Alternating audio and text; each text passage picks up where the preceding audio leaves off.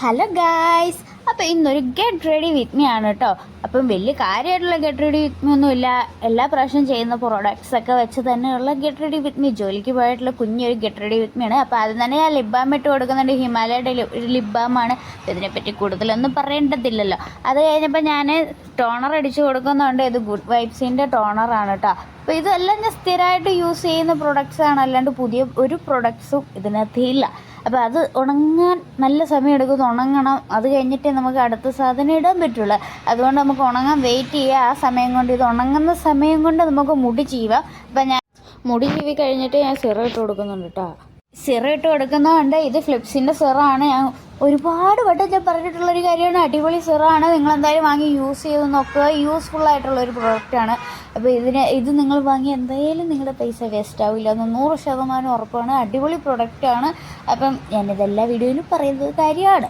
So അത് ഞാൻ നന്നായിട്ട് തേച്ച് പരത്തി അടിച്ചൊക്കെ കൊടുക്കുന്നുണ്ട്. അപ്പോൾ നന്നായിട്ട് അടിച്ചാൽ ഉണക്കേണ്ടെന്ന് ഞാൻ തേച്ചും പരത്തിയൊക്കെ കൊടുക്കുന്നുണ്ട്. അത് കഴിഞ്ഞിട്ട് ഞാൻ മോയ്സ്ചറൈസർ എടുത്തിട്ടുണ്ട് കേട്ടോ. ഇത് ആയുർവേദ എന്ന് പറയുന്ന കമ്പനിയുടെ ഒരു മോയ്സ്ചറൈസറാണ്. ഇത് ആയുർവേദ പ്രൊഡക്റ്റാണ് കേട്ടോ.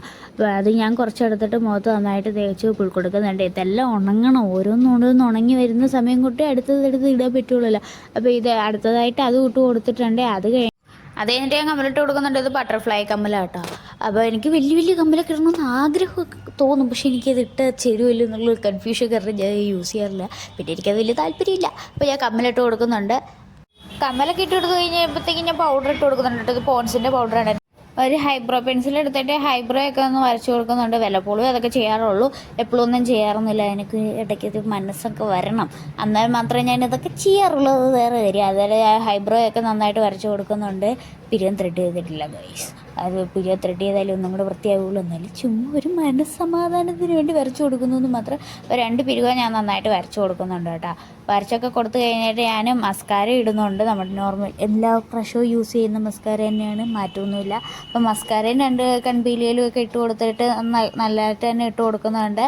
അത് കഴിഞ്ഞിട്ട് ഞാൻ കണ്ണെഴുതി കൊടുക്കുന്നുണ്ട് ഗൈസ്. ഇന്ന് ഞാൻ കണ്ണെഴുതാമെന്ന് വിചാരിച്ച് അങ്ങനെ മസ്കാര ഇട്ടു. കണ്ണൊക്കെ എഴുതി കഴിഞ്ഞിട്ട് ചുന്ദരിയായി. അത് കഴിഞ്ഞപ്പോഴത്തേക്ക് ചുന്ദരി ആവണമെങ്കിൽ പൊട്ടും കൂടെ കുത്താനായിട്ട് ചെറിയൊരു പൊട്ടെടുത്തിട്ടുണ്ട്. അപ്പോൾ കറുത്ത ചെറിയ പൊട്ടിട്ടെടുത്തേക്കുന്നത് അതും കുത്തി കൊടുത്ത് വാവ് സുന്ദരിയായി എന്നാണ്. അത് കഴിഞ്ഞിട്ട് ഞാൻ ലിപ്സ്റ്റിക്ക് എടുക്കുന്നുണ്ട്. അത് ഡെയിലി യൂസ് ചെയ്യുന്നതിനാണ്, മാക്സിൻ്റെ ലിപ്സ്റ്റിക്കാണ്. അതും കൂടെ ഇട്ട് കൊടുത്തിട്ട് എൻ്റെ സുണ്ടൊന്ന് തത്തമ്മ സുണ്ടാക്കി എടുക്കുന്നുണ്ട് ഗായ്സ്. അതൊക്കെ കഴിഞ്ഞ് ടോപ്പിൽ ഇച്ചിരി പൗഡർ ഇട്ടിട്ടുണ്ടായിരുന്നു, അതൊക്കെ തൂത്ത് കളഞ്ഞു. അപ്പോൾ ഇന്നത്തെ വീഡിയോ ഇത്രയേ ഉള്ളൂ. Bye bye.